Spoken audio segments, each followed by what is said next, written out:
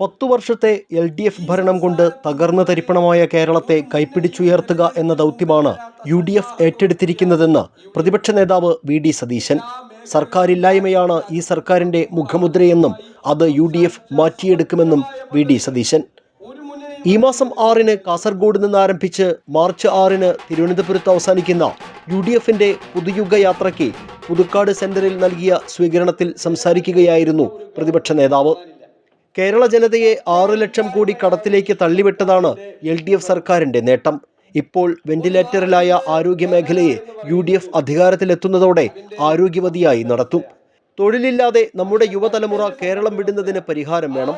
അതിനുള്ള കർമ്മ പദ്ധതികൾ UDF ആവിഷ്കരിച്ച് നടപ്പാക്കുമെന്നും സതീശൻ പറഞ്ഞു. പാർലമെന്റ് തെരഞ്ഞെടുപ്പ് കാലത്ത് പിണറായി വിജയൻ ന്യൂനപക്ഷ പ്രീണനമാണ് നടത്തിയത്. അത് കഴിഞ്ഞപ്പോൾ ഭൂരിപക്ഷ പ്രീണനമായി. ഡൽഹിയിൽ മുഖ്യമന്ത്രി മലപ്പുറത്തിനെതിരെ അഭിമുഖം കൊടുത്തു.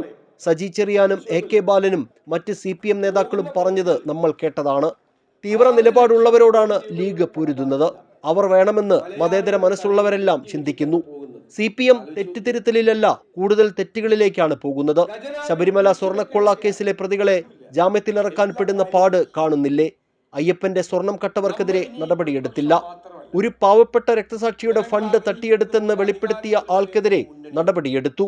കൂടുതൽ അഹങ്കാരത്തിലേക്കും തെറ്റിലേക്കും വഴുതി വീഴുകയാണ് അവരെന്നും സതീശൻ കുറ്റപ്പെടുത്തി. വരുന്ന നിയമസഭാ തെരഞ്ഞെടുപ്പോടെ പിണറായി വിജയൻ അധികാരത്തോട് സലാം പറയുമെന്നും 100-ലേറെ സീറ്റ് നേടി UDF അധികാരത്തിലെത്തുമ്പോൾ നിയമസഭയിൽ പുതുക്കാടിന് UDF പ്രതിനിധി ഉണ്ടാകുമെന്നും സതീശൻ പറഞ്ഞു. ഈ സർക്കാർ പരാജയപ്പെട്ട സ്ഥലത്ത് നമുക്ക് വിജയിക്കണം. ഇവരെവിടെയെല്ലാം കേരളത്തെ തകർത്തു, അവിടെയെല്ലാം നമുക്ക് നമ്മുടെ കേരളത്തെ പുനർജനിപ്പിക്കണം. ഞാൻ നിങ്ങളോട് പറയുന്നു, കഴിഞ്ഞ 2 വർഷക്കാലമായി കഠിനാധ്വാനം നടത്തി ഞങ്ങളെല്ലാം ഗവേഷണ തുല്യമായ ഗ്രഹപാഠം ചെയ്ത് ഈ സംസ്ഥാനത്ത് ഇന്നുവരെ ഒരു മുന്നണിയും തെരഞ്ഞെടുപ്പിന് മുമ്പിൽ വരാത്ത സന്നാഹത്തോടു കൂടിയാണ് UDF വരുന്നത്. എല്ലാ മേഖലകളിലും രാജ്യത്തിനകത്തും പുറത്തുമുള്ള ആളുകളുമായി സംസാരിച്ച സമഗ്രമായ പദ്ധതികൾ ഒരു മുന്നണിയും വന്നിട്ടില്ല ഇതിനു മുമ്പ്, തെരഞ്ഞെടുപ്പിന് മുമ്പ്. കഴിഞ്ഞ ദിവസം ഞങ്ങൾ കോഴിക്കോട് വെച്ച് ഹെൽത്ത് ഡോക്യുമെന്റ് പ്രകാശനം ചെയ്തു. വെറുതെ അല്ല, ഒരു ഹെൽത്ത് കമ്മീഷനെ നിയമിച്ച് 300ഓളം ഡോക്ടർമാർ പങ്കെടുത്ത ഹെൽത്ത് കോൺക്ലേവ് കൂടി. പ്രതിപക്ഷമാണ്, ഭരണകക്ഷിയല്ല, ഗവൺമെന്റ് അല്ല. 600ഓളം ആരോഗ്യ പ്രവർത്തകരുമായി സംവദിച്ച് നമ്മൾ കോഴിക്കോട് വെച്ച് ഹെൽത്ത് ഡോക്യുമെന്റ് പ്രകാശനം ചെയ്തു. അത് ഭാവിയിലേക്കുള്ള കേരളത്തിന്റെ അസറ്റാണ്. നമ്മുടെ കേരളത്തിലാണ് ഇന്ത്യയിൽ ഏറ്റവും കൂടുതൽ ചികിത്സാ ചെലവുള്ള 1ാമത്തെ സംസ്ഥാനം. നമ്മൾ വരുമ്പോൾ ഈ പദ്ധതി നടപ്പാക്കുമ്പോൾ ചികിത്സാ ചെലവ് പകുതിയാക്കി ആദ്യഘട്ടത്തിൽ കുറയ്ക്കും. 2ാം ഘട്ടത്തിൽ അത് 3-1 കുറയ്ക്കും. സ്ത്രീകൾക്കും കുട്ടികൾക്കും പ്രത്യേക ആശുപത്രികളാണ്. പ്രായമായവർക്ക് ജെറിയാട്രിക് കെയർ പ്രത്യേകമായ സംവിധാനം. ഞാൻ എല്ലാം പറയുന്നില്ല, പക്ഷേ ആ പദ്ധതി നടപ്പിലാക്കി കഴിയുമ്പോൾ ലോക രാജ്യങ്ങളിൽ നിന്ന് പോലും ചികിത്സയ്ക്കായി ആളുകൾ കേരളത്തിൽ എത്തുന്ന ആരോഗ്യത്തിന്റെ ഡെസ്റ്റിനേഷൻ പോയിന്റ് ആക്കി നമ്മുടെ കേരളത്തെ മാറ്റും. നമ്മുടെ കുട്ടികൾ 40-50 ലക്ഷം രൂപ കിടപ്പാടം പണയപ്പെടുത്തി കടമെടുത്ത് വിദേശ രാജ്യങ്ങളിലെ യൂണിവേഴ്സിറ്റികളിൽ പ്രോഗ്രാമുകൾ പഠിക്കാൻ പോകുന്നു.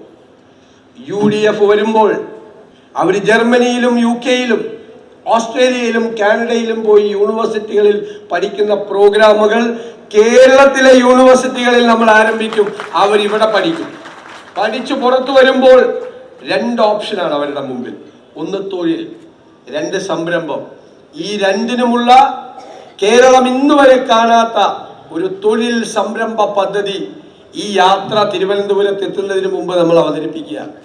വിദ്യാഭ്യാസ രംഗത്ത് സമൂലമായ മാറ്റങ്ങളാണ്. നമ്മൾ അവിടെയും വിദേശ രാജ്യങ്ങളിൽ നിന്ന് പോലും കുട്ടികൾ വന്ന് പഠിക്കാൻ പറ്റുന്ന തരത്തിലുള്ള അക്കാഡമിക് നിലവാരം ഉയർത്തുന്ന പ്രോഗ്രാമുകൾ. ലോകരാജ്യത്ത് തൊഴിലുകൾ മാറിക്കൊണ്ടിരിക്കുകയാണ്, തൊഴിലിന്റെ സ്വഭാവം മാറിക്കൊണ്ടിരിക്കുകയാണ്. എന്നിട്ട് അതിനനുബന്ധമായ കോഴ്സുകളാണ് ഇവിടെ ആരംഭിക്കുന്നത്.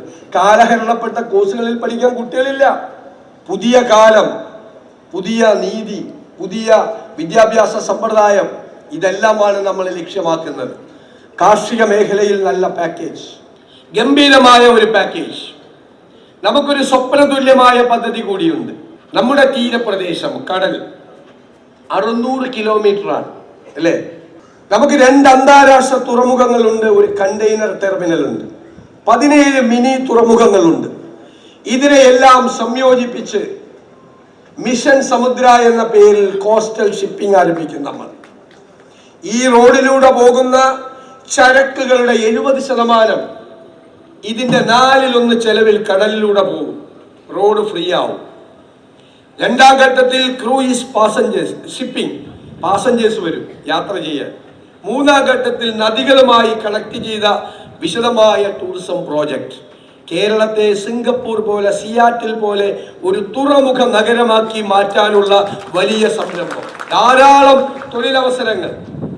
തൊഴിലവസരങ്ങൾ. ഇത് തയ്യാറാക്കിയ അന്താരാഷ്ട്ര വിദഗ്ധർ, മാരിടൈം എക്സ്പേർട്സ്, ഷിപ്പിംഗ് എക്സ്പേർട്സ് എന്നോട് പറഞ്ഞത് ഇതുപോലൊരു പദ്ധതി നടപ്പാക്കാൻ പറ്റിയ ഒരു പ്രദേശം ലോകത്തെങ്ങും ഇല്ല എന്നാണ്. പക്ഷെ ഈ യാത്ര തിരുവനന്തപുരത്ത് എത്തുമ്പോൾ കേരളത്തിലെ ജനങ്ങൾക്ക് ഒരു കാര്യം ബോധ്യമാവും. ഇത് ഭരണമാറ്റത്തിന് വേണ്ടി മാത്രം വരുന്ന ഒരു വരവല്ല, ഇത് കേരളത്തിന്റെ മാറ്റത്തിന് കൂടി വരുന്ന വരവാണ് എന്ന് ജനങ്ങൾക്ക് ബോധ്യപ്പെടും. UDF പുതുക്കാട് നിയോജക മണ്ഡലം ചെയർമാൻ KL ജോസ് മാസ്റ്റർ അധ്യക്ഷത വഹിച്ച പൊതുയോഗം ഫ്രാൻസിസ് ജോർജ് MP ഉദ്ഘാടനം ചെയ്തു. കാർഷിക മേഖലയിലെ പ്രതിസന്ധികളിലും വന്യജീവി ആക്രമണങ്ങൾക്കെതിരെയും കേന്ദ്രത്തിൽ UDF MP മാർ ഒറ്റക്കെട്ടായി പ്രതിഷേധിക്കുമ്പോഴും കേന്ദ്ര സർക്കാരിനെതിരെ മൗനം പാലിക്കുകയാണ് സംസ്ഥാന സർക്കാരെന്ന് ഫ്രാൻസിസ് ജോർജ് MP കുറ്റപ്പെടുത്തി. അവസാനം 9 വർഷം കഴിയുമ്പോഴാണ് ഒരു നിയമം കൊണ്ടുവന്നിരിക്കുന്നു. കേന്ദ്ര നിയമത്തിന് മുകളിൽ ഞങ്ങൾ നിയമം പാസാക്കിയിരിക്കുന്നു. ഇത് ഞങ്ങൾക്കൊന്നും ചെയ്യാനില്ല. ഇതാണ് നിലപാട്. ഈ സംസ്ഥാനത്തെ ജനങ്ങളുടെ ജീവനും സ്വത്തിനും സംരക്ഷണം കൊടുക്കാൻ ബാധ്യതപ്പെട്ട ഒരു ഗവൺമെന്റ്. നമ്മൾ ആലോചിക്കണം, ജനാധിപത്യ വ്യവസ്ഥയിൽ ആരുമായിക്കൊള്ളട്ടെ അധികാരത്തിൽ വന്നാൽ എല്ലാവരുടെയും ഗവൺമെന്റാണ്. ജനങ്ങളുടെ ജീവനും സ്വത്തിനും സംരക്ഷണം കൊടുക്കുക എന്നുള്ളതാണ് ഒരു സർക്കാരിന്റെ പ്രാഥമികമായിട്ടുള്ള കർത്തവ്യം. ആ കടമയിൽ പരാജയപ്പെട്ട ഒരു സർക്കാർ അഴിമതിയെ കുറിച്ചും കൊള്ളയെ കുറിച്ചും വെടികാര്യസ്ഥയെ കുറിച്ചും ദൂരത്തിനെ കുറിച്ചും ഒന്നും ഞാൻ പറയുന്നില്ല. നമ്മുടെ നേതാക്കന്മാർ സംസാരിക്കും. ഇവിടെ ശ്രീ ഷബീർ വിശദമായി പറഞ്ഞല്ലോ. ഇന്നത്തെ വാർത്ത കൂടിയുണ്ട്, ഞാൻ അതുകൂടി പറഞ്ഞുകൊണ്ട് അവസാനിപ്പിക്കുകയാണ്. നമ്മുടെ ഭിന്നശേഷി നിയമനവുമായി ബന്ധപ്പെട്ടുകൊണ്ടുള്ള കാര്യം, ഈ ഗവൺമെന്റിന്റെ കബളിപ്പീര് ഇവിടെ ഇത്രയും നാളെ നമ്മുടെ മന്ത്രി, നമ്മുടെ വിദ്യാഭ്യാസ മന്ത്രി, പൊതുവിദ്യാഭ്യാസ മന്ത്രിയെ കുറിച്ച് ഞാൻ എന്ത് പറയാനാണ് പ്രിയമുള്ളവരെ? അദ്ദേഹം എന്താണ് പറഞ്ഞുകൊണ്ടിരുന്നത്?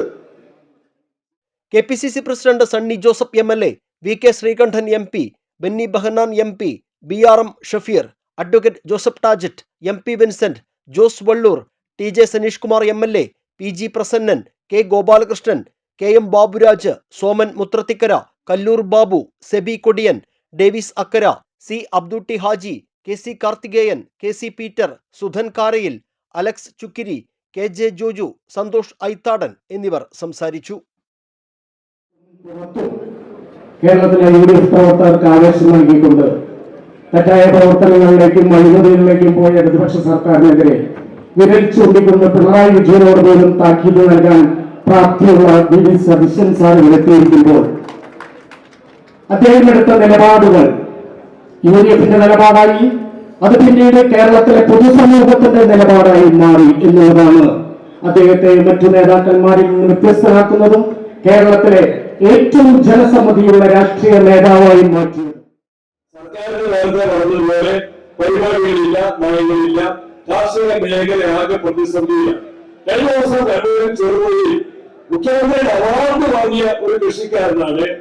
അദ്ദേഹത്തിന് ലഭിക്കേണ്ട ആനുകൂല്യങ്ങൾ, സബ്സിഡിയും മറ്റ് ആനുകൂല്യങ്ങളും പ്രത്യേകമായി കേരളത്തിന്റെ വികസന കാര്യങ്ങളെ സംബന്ധിച്ചും കേവലം ഈ സർക്കാരിനെതിരെയുള്ള ഒരു പ്രതിഷേധ ജാഥ മാത്രമല്ല, ഇത് കേരളം മുന്നോട്ട് വയ്ക്കുന്ന വലിയ ഭാവി കേരളത്തിനുള്ള വികസനത്തിന്റെ സംബന്ധിച്ചുള്ള കാര്യങ്ങളെ സംബന്ധിച്ചുള്ള ഒരു വലിയ സന്ദേശങ്ങൾ കൊണ്ടുകൊണ്ടുള്ള ഒരു യാത്രയാണ് ഈ യാത്ര ഇവിടെ എത്തിച്ചത്.